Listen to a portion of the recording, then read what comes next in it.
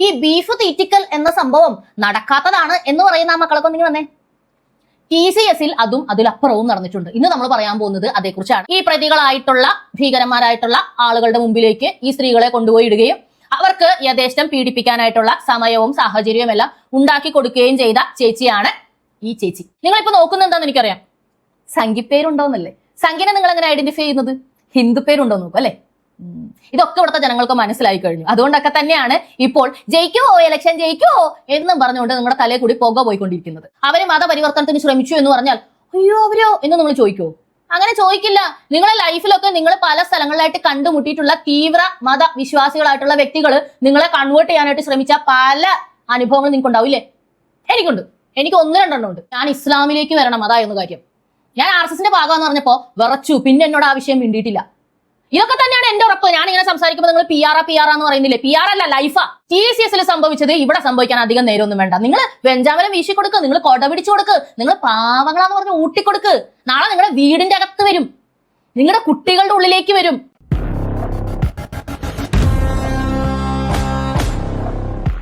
കേരള സ്റ്റോറിയിൽ നിർബന്ധിച്ച് ബീഫ് തീറ്റിക്കുന്ന ഒരു രംഗം ഉണ്ടായിരുന്നില്ലേ? അങ്ങനെ ഒരു സംഭവം ഇന്ത്യയിൽ നടന്നിട്ടില്ല, ഇനി ഒരിക്കലും നടക്കേവില്ല. അന്ന് ഇവിടത്തെ ആക്ടിവിസ്റ്റുകളും പുരോഗമന സിംഹങ്ങളും ഒക്കെ ഇങ്ങനെ പറഞ്ഞുകൊണ്ട് ചാടി ചീർന്ന കാഴ്ച നിങ്ങൾ കണ്ടതാണല്ലോ. TCSലെ സംഭവം അറിഞ്ഞായിരുന്നോ? എനിക്ക് കുറച്ച് വയ്യാതെ ആയി പോയതുകൊണ്ട് എനിക്ക് അതിനെപ്പറ്റി സംസാരിക്കാൻ സാധിച്ചില്ല. പക്ഷെ വാർത്തകളൊക്കെ കൃത്യമായി തന്നെ അറിയുന്നുണ്ടായിരുന്നു. ഈ ബീഫ് തീറ്റിക്കൽ എന്ന സംഭവം നടക്കാത്തതാണ് എന്ന് പറയുന്ന ആ മക്കളൊക്കെ ഒന്നിങ്ങനെ വന്നേ. TCSൽ അതും അതിലപ്പുറവും നടന്നിട്ടുണ്ട്. ഇന്ന് നമ്മൾ പറയാൻ പോകുന്നത് അതേക്കുറിച്ചാണ്. വിഷയത്തിലേക്ക് വരുന്നതിന് മുമ്പ് എപ്പോഴത്തെയും പോലെ തന്നെ സാമ്പത്തിക പിന്തുണകളുടെ കാര്യം ഒരിക്കൽ കൂടി ഓർമ്മിപ്പിക്കുകയാണ്. വലിയ ഇലാബറേറ്റ് ആയിട്ട് പറയുന്നില്ല, കമന്റിൽ കൊടുത്തിട്ടുണ്ട് ഡീറ്റെയിൽസ് എല്ലാം. പിണ്ട് കമന്റ് നോക്കിയാൽ നമുക്ക് വിഷയത്തിലേക്ക് പോകാം. TCSൽ എന്താണ് സംഭവിച്ചത്? TCSൽ കഴിഞ്ഞ ദിവസം 9 FIRകളാണ് വന്നിരിക്കുന്നത്. തങ്ങളെ ഇവിടെയുള്ള ജീവനക്കാർ, ഏത് ജീവനക്കാർ? ഇസ്ലാം വിശ്വാസികൾ എന്നതിലുപരി തീവ്ര മതവിശ്വാസികളായ ചിലർ മതം മാറ്റാൻ വേണ്ടി പ്രേരിപ്പിച്ചു. ചിലര് മതം മാറ്റി, നിർബന്ധിച്ച് ബീഫ് തീറ്റിച്ചു, ലൈംഗിക പീഡനങ്ങൾക്ക് ഇരയാക്കി എന്നതു മുതൽ നിരത്തി വരികയാണ് 8 സ്ത്രീകളുടെയും 1 ആണിന്റെയും പരാതി. നിങ്ങളൊന്ന് ആലോചിച്ച് നോക്കുക. നിങ്ങൾ എല്ലാവരും പറയാറുള്ള ഒരു സംഗതി, ഇങ്ങനത്തെ സംഗതികളും നടക്കാറില്ല എന്നാണ്. എന്നാൽ TCSൽ നടന്നു. TCSൽ നടന്നു എന്ന് പറയുമ്പോൾ ഇത് ഇത്ര വലിയൊരു സംഗതിയാണോ? കാരണം ഈ ലൈംഗിക ചൂഷണം എന്ന് പറയുന്നത്, പിന്നെ ഈ നിർബന്ധിത മതം മാറ്റം എന്ന് പറയുന്നത്, അയ്യോ നിർബന്ധിത മതം മാറ്റം ഇല്ല എന്നൊന്നും പറയല്ലേ. കണ്ണടച്ചിട്ടാക്കിയാലും അത് ആരൊക്കെ എവിടൊക്കെ എങ്ങനെ ചെയ്യുന്നുണ്ടെന്ന് ഇവിടത്തെ എല്ലാ ജനങ്ങൾക്കും അറിയാം. അപ്പൊ അത് പറയാൻ നിൽക്കരുത്. അതും നടക്കുന്നതാണല്ലോ. TCSൽ നടന്നുകൊണ്ട് എന്താണ് പ്രശ്നം എന്ന് ചിന്തിക്കുമ്പോൾ നിങ്ങൾ ഒരു കാര്യം അറിയണം. ചില പ്രത്യേക നിയമങ്ങളുണ്ട്. അതിലൊന്നാണ് പോഷ് ആക്ട്. എന്താണ് പോഷ് ആക്ട്? ഞാൻ നോക്കി പറഞ്ഞുതരാം.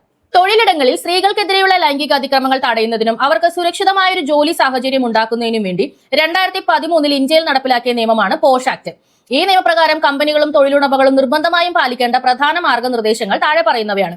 10 അതിലധികമോ ജീവനക്കാരുള്ള ഏത് സ്ഥാപനത്തിലും ലൈംഗിക പീഡന പരാതികൾ അന്വേഷിക്കുന്നതിനായി ഒരു ഇന്റേണൽ കമ്മിറ്റി രൂപീകരിക്കേണ്ടത് നിർബന്ധമാണ്. ഈ കമ്മിറ്റിയുടെ അധ്യക്ഷ ആ സ്ഥാപനത്തിലെ മുതിർന്ന ഒരു വനിതാ ജീവനക്കാരി ആയിരിക്കണം. കമ്മിറ്റിയിലെ പകുതിയിലധികം അംഗങ്ങൾ സ്ത്രീകളായിരിക്കണം. കമ്മിറ്റിയിൽ നിഷ്പക്ഷത ഉറപ്പാക്കാൻ NGOകളിൽ നിന്നോ മറ്റോ ഉള്ള ഒരു ബാഹ്യ അംഗത്തെ ഉൾപ്പെടുത്തണം. താഴെ പറയുന്ന കാര്യങ്ങൾ പോഷ് നിയമപ്രകാരം കുറ്റകരമാണ്. അനാവശ്യമായ ശാരീരിക സ്പർശനം, ലൈംഗിക ചുവയുള്ള സംസാരം അല്ലെങ്കിൽ തമാശകൾ, ലൈംഗികമായ ആനുകൂല്യങ്ങൾ ആവശ്യപ്പെടുകയോ നിർബന്ധിക്കുകയോ ചെയ്യുന്നത്, അശ്ലീല വീഡിയോകളോ ചിത്രങ്ങളോ കാണിക്കുന്നത്, ജോലി കയറ്റം വാഗ്ദാനം ചെയ്തോ ജോലി കളയുമെന്ന് ഭീഷണിപ്പെടുത്തിയോ നടത്തുന്ന ഇത്തരം സമീപനങ്ങൾ. പീഡനം നടന്നാൽ 3 മാസത്തിനുള്ളിൽ ഇന്റേണൽ കമ്മിറ്റിക്ക് പരാതി നൽകാം. പരാതി ലഭിച്ചാൽ കമ്മിറ്റി 90 ദിവസത്തിനുള്ളിൽ അന്വേഷണം പൂർത്തിയാക്കണം. അസംഘടിത മേഖലയിലുള്ളവർക്കും 10-ൽ താഴെ ജീവനക്കാരുള്ള സ്ഥാപനങ്ങളുള്ളവർക്കും ജില്ലാ കളക്ടർ രൂപീകരിക്കുന്ന ലോക്കൽ കമ്മിറ്റി പരാതി നൽകാവുന്നതാണ്. പരാതി നൽകിയ വ്യക്തിയുടെ പേരോ വിവരങ്ങളോ അന്വേഷണത്തിന്റെ വിശദാംശങ്ങളോ ഒരു കാരണവശാലും പുറത്തുവിടാൻ പാടില്ല. രഹസ്യാത്മകത ലംഘിക്കുന്നത് നിയമപ്രകാരം പിഴ അല്ലെങ്കിൽ ശിക്ഷ ലഭിക്കാവുന്ന കുറ്റമാണ്. തൊഴിലുടമയുടെ ഉത്തരവാദിത്തങ്ങൾ: സ്ഥാപനത്തിൽ പോഷ് നയം പ്രദർശിപ്പിക്കണം. കമ്മിറ്റി അംഗങ്ങളുടെയും പരാതി നൽകേണ്ട വ്യക്തിയുടെയും ഫോൺ നമ്പർ, ഇമെയിൽ ID എന്നിവ എല്ലാവർക്കും കാണാവുന്ന രീതിയിൽ സ്ഥാപിക്കണം. ജീവനക്കാർക്കായി ബോധവൽക്കരണ പരിപാടികൾ, അവയർനെസ് പ്രോഗ്രാം സംഘടിപ്പിക്കണം. ഇതിലേതെങ്കിലും ഒന്ന് TCS എന്ന് പറയുന്ന വർഷങ്ങൾ പാരമ്പര്യമുള്ള, ടാറ്റ എന്ന് പറയുന്ന അത്രയും ഒരു ഡിഗ്നിറ്റി ഉള്ള ഒരു സ്ഥാപനത്തിൽ നടന്നിട്ടുണ്ടെന്ന് നിങ്ങൾക്ക് തോന്നുന്നുണ്ടോ? ഒന്നും നടന്നിട്ടില്ല. ഈ പറയുന്ന ഞാനിപ്പോ വായിച്ച കാര്യങ്ങളെല്ലാം തന്നെ അവിടെ ലംഘിക്കപ്പെട്ടിരിക്കുകയാണ്. അതിലുപരി വലിയൊരു പോയിസണും കൂടി അവിടെ നടന്നിട്ടുണ്ട്. അതിലൊന്നാണ് ഈ നിർബന്ധിത മതപരിവർത്തനം എന്ന് പറയുന്നത്. ഈ കേസ് ഇപ്പൊ എവിടെ എത്തി നിങ്ങൾക്ക് അറിയാമോ? ബീഫ് തീറ്റിച്ചതും ലൈംഗികപരമായിട്ട് പീഡിപ്പിച്ചതും ഒന്നുമല്ല ഇപ്പോൾ എത്തി നിൽക്കുന്നത്. രാജ്യാന്തര തലത്തിൽ TCS സംഭവം ശ്രദ്ധ നേടുന്നത് മതപരിവർത്തനം നടത്തി എന്നതിന്മേലാണ്. മതപരിവർത്തനം നടത്തുന്നത് ഒരു തീവ്രവാദ ആക്ട് ആണ് എന്ന് പ്രഖ്യാപിക്കണം, അങ്ങനെ നിയമം വരണം എന്ന് പറഞ്ഞുകൊണ്ട് സുപ്രീം കോടതിയിൽ ഒരു ഹർജി പോയി കഴിഞ്ഞു. അതോടുകൂടി ഇത് ചർച്ച ചെയ്യപ്പെടുന്നത് ആ രീതിയിലാണ്.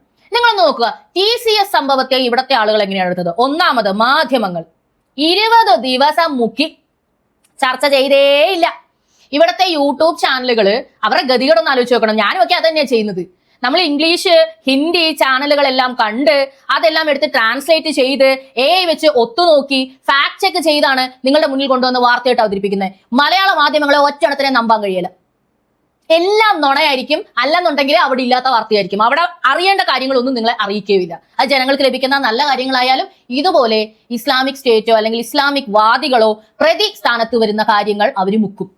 അങ്ങനെ മുമ്പ് മുക്കിയിട്ടില്ലേ? മുക്കിയിട്ടുണ്ടെന്ന് പറഞ്ഞാൽ നമ്മുടെ ഷാനി ചേച്ചിയാണ്. BJP അല്ലെങ്കിൽ സംഘപരിവാർ ചർച്ച ചെയ്യാതിരിക്കാനായി SDPIയുടെ ആക്രമണങ്ങൾ ഞങ്ങൾ മനഃപൂർവ്വം വാർത്തയാക്കാതെ ഇരുന്നിട്ടുണ്ട് എന്ന് പരസ്യമായി ചാനലിൽ ഷാനി ചേച്ചിയാണ് പറഞ്ഞത്. ഇവരാദ്യമായിട്ട് ചെയ്യുന്നതല്ല. 20 ദിവസം മുക്കി. യൂട്യൂബിലൂടെ കാര്യങ്ങൾ പുറത്തു വന്നു, ആളുകൾ ചർച്ച ചെയ്തു തുടങ്ങി. ഒരുപാട് വീഡിയോകൾ ഇപ്പം ഈ പറയുന്ന ഒരു ജീവനക്കാരനെ നിർബന്ധിച്ച് തൊപ്പിയിടിക്കുന്ന ഒരു വീഡിയോ ഒക്കെ ഇപ്പൊ പുറത്തേക്ക് വരുന്നുണ്ട്. ഒളിവിലാണ് ഒരു ഘട്ടമിട്ട യുവതിയുടെ പേര് നിതാകാൻ. യുവതി ഇപ്പോൾ ഗർഭിണിയാണ്, അതുകൊണ്ട് അറസ്റ്റ് ചെയ്യരുത് എന്നും പറഞ്ഞുകൊണ്ട് ഹർജി പോയിരിക്കുകയാണ്. യുവതി ചെയ്ത തെറ്റെന്താണ്?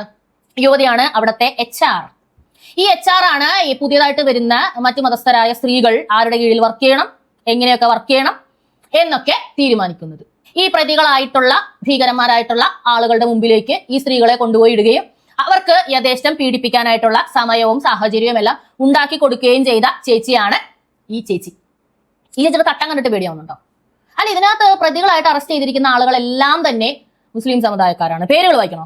കേസിൽ ഇതുവരെ 7 പേരെ പോലീസ് അറസ്റ്റ് ചെയ്തിട്ടുണ്ട്. ഡാനിഷ് ഷെയ്ഖ്, തൗസീഫ് അത്താർ, റാസ മേമൻ, ഷാരുഖ് ഖുറേഷി, ഷാഫി ഷെയ്ഖ്, ആസിഫ് അഫ്താബ് അൻസാരി എന്നിവരാണ് ഇതിൽ ഉൾപ്പെടുന്നത്.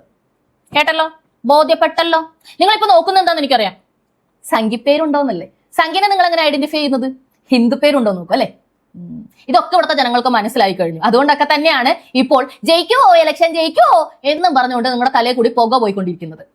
നിങ്ങൾ ഇങ്ങനെ തന്നെ തുടർന്ന് പോയിക്കോളൂ. ഇപ്പൊ ഈ TCSലെ പ്രശ്നം അപലപിക്കുന്ന ഏതെങ്കിലും മുസ്ലിം വിശ്വാസിയെ നിങ്ങൾ കണ്ടിട്ടുണ്ടോ? തീവ്രമത വിശ്വാസികളെയൊക്കെ എടുത്ത് നിങ്ങൾ നോക്കിയോ? അവർ പറഞ്ഞേക്കുന്ന ഒരു കാര്യമാണ്, ഒറ്റപ്പെട്ട സംഭവം, അങ്ങനത്തെ കാര്യങ്ങളൊന്നും ഉണ്ടായിട്ടില്ല. ഇസ്ലാമോഫോബിയ. ഈ ഇസ്ലാമോഫോബിയ എന്ന് പറഞ്ഞൊരു സംഗതി ചുമ്മാതെ പറയുന്നതുകൊണ്ടുള്ള കുഴപ്പം എന്താന്ന് നിങ്ങൾക്ക് മനസ്സിലാവുന്നുണ്ടോ? തെറ്റ് ചെയ്യുന്ന ആൾക്കാരെ കാലാകാലങ്ങളായി ഈ ആക്ടിവിസ്റ്റുകളും വോക്കിസ്റ്റുകളും ഒക്കെ നിരപരാധികളായിട്ടാണ് കാണിച്ചുകൊണ്ടിരുന്നത്. തീവ്രവാദി ആയാലും മാവോയിസ്റ്റ് ആണെങ്കിലും പച്ചവെള്ളം ചവച്ചു കുടിക്കുന്ന പാവം ഭരണകൂടമാണ് ഇവിടെ വില്ലൻ എന്നാണ് ഇവർ ഇത്രയും നാളും പ്രചരിപ്പിച്ചുകൊണ്ടിരുന്നത് അല്ലെ. ഇതൊന്നേരെ തിരിച്ച് നിങ്ങളൊന്ന് ആലോചിച്ച് നോക്കാം. പണ്ട് കാലത്ത് ഇവിടെ നിലനിന്നിരുന്ന അയിത്ത സമ്പ്രദായം നിങ്ങളൊന്ന് എടുക്കുക. ബ്രാഹ്മണ മേധാവിത്വം നിലനിന്ന സമയത്ത് അയിത്തം മൂലം സാധാരണക്കാർ എത്ര ബുദ്ധിമുട്ടിയെന്ന് നിങ്ങൾക്ക് അറിയാമല്ലോ. എന്നാൽ വാദിക്കുന്നത് ഇങ്ങനെയാണെന്ന് കരുതുക, അത് ബ്രാഹ്മണ ഫോബിയോയാണ്. സത്യത്തിൽ അയിത്തം എന്നൊരു സംഗതി ഇല്ലായിരുന്നു. ബ്രാഹ്മണന്മാരോടുള്ള ദേഷ്യം കൊണ്ട് അങ്ങനെ പറഞ്ഞു വരുത്തുന്നതാണ്. അയിത്തമില്ല, അങ്ങനെ ഒരാളും ഒരു പീഡനവും ഒരു ദുരിതവും അനുഭവിച്ചിട്ടില്ല എന്ന് പറഞ്ഞാൽ നമ്മൾ സമ്മതിക്കോ? അതുപോലെയാണ് നിങ്ങളിപ്പോൾ ഇസ്ലാമോഫോബിയയാണിത്. അവരുടെ കയ്യിൽ നിന്നും യാതൊരു വിധത്തിലുള്ള തെറ്റുകുറ്റങ്ങളും ഇല്ല എന്ന് പറഞ്ഞ് ന്യായീകരിക്കുമ്പോൾ ഞങ്ങൾക്ക് തോന്നുന്നത്, ലോകം എല്ലായിടത്തും എന്താണ് അവർ കാണിച്ചു കൂട്ടുന്നതെന്ന് എല്ലാവർക്കും അറിയാം. അവര് മതപരിവർത്തനത്തിന് ശ്രമിച്ചു എന്ന് പറഞ്ഞാൽ അയ്യോ അവരോ എന്ന് നമ്മൾ ചോദിക്കുമോ? അങ്ങനെ ചോദിക്കില്ല. നിങ്ങളെ ലൈഫിലൊക്കെ നിങ്ങൾ പല സ്ഥലങ്ങളിലായിട്ട് കണ്ടുമുട്ടിയിട്ടുള്ള തീവ്ര മത വിശ്വാസികളായിട്ടുള്ള വ്യക്തികൾ നിങ്ങളെ കൺവേർട്ട് ചെയ്യാനായിട്ട് ശ്രമിച്ച പല അനുഭവങ്ങൾ നിങ്ങൾക്ക് ഉണ്ടാവില്ലേ? എനിക്കുണ്ട്. എനിക്ക് 1-2 ഉണ്ട്. അതിലൊരിടത്തുനിന്ന് ഞാൻ രക്ഷപ്പെട്ടത് ഞാൻ RSS ആന്ന് പറഞ്ഞിട്ടാ. അപ്പൊ അവർ പേടിച്ചുപോയി. നിങ്ങളൊന്ന് ആലോചിച്ച് നോക്കണം. അത് ഞാനൊരു സ്ഥാപനത്തിൽ ജോലി ചെയ്തിട്ട് 3 മാസം ഞാൻ ജോലി ചെയ്തുള്ളൂ. 3 മാസം എനിക്ക് തലയ്ക്ക് വെളി കിട്ടിയിട്ടില്ല. ഞാൻ ജീൻസ് ഇടുന്നു, ഞാൻ ടോപ്പ് ഇടുന്നു എന്നൊക്കെയാണ് പ്രശ്നം. ഞാൻ ഇസ്ലാമിലേക്ക് വരണം, അതായിരുന്നു കാര്യം. ഞാൻ RSSന്റെ ഭാഗമെന്ന് പറഞ്ഞപ്പോ വിറച്ചു. പിന്നെ എന്നോട് ആ വിഷയം മിണ്ടിയിട്ടില്ല. ഇതൊക്കെ തന്നെയാണ് എന്റെ ഉറപ്പ്. ഞാൻ ഇങ്ങനെ സംസാരിക്കുമ്പോൾ നിങ്ങൾ PR എന്ന് പറയുന്നില്ലേ? PR അല്ല, ലൈഫാ. മനസ്സിലായോ? TCSൽ സംഭവിച്ചത് ഇവിടെ സംഭവിക്കാൻ അധികം നേരമൊന്നും വേണ്ട. നിങ്ങൾ വെഞ്ചാമരം വീശി കൊടുക്ക്, നിങ്ങൾ കൊട പിടിച്ചു കൊടുക്ക്, നിങ്ങൾ പാവങ്ങളാന്ന് പറഞ്ഞ് ഊട്ടിക്കൊടുക്ക്. നാളെ നിങ്ങളുടെ വീടിന്റെ അകത്ത് വരും, നിങ്ങളുടെ കുട്ടികളുടെ ഉള്ളിലേക്ക് വരും. ഇന്ന് ഈ പറയുന്നത് പോലെ സംസ്കാരപരമായിട്ടൊക്കെ ജീവിക്കുന്ന ആളുകൾ നാളെ അങ്ങനെ തന്നെ ജീവിക്കണമെന്നുണ്ടോ? ഇപ്പോ നമ്മുടെ മുൻ തലമുറക്കാരൊക്കെ ആരായിരുന്നു എന്ന് നിങ്ങൾ ചിന്തിച്ച് നോക്കുമ്പോൾ നിങ്ങൾക്ക് എവിടെയെങ്കിലും ഒരു മുസ്ലിമിനെ കാണാൻ കഴിയുന്നുണ്ടോ?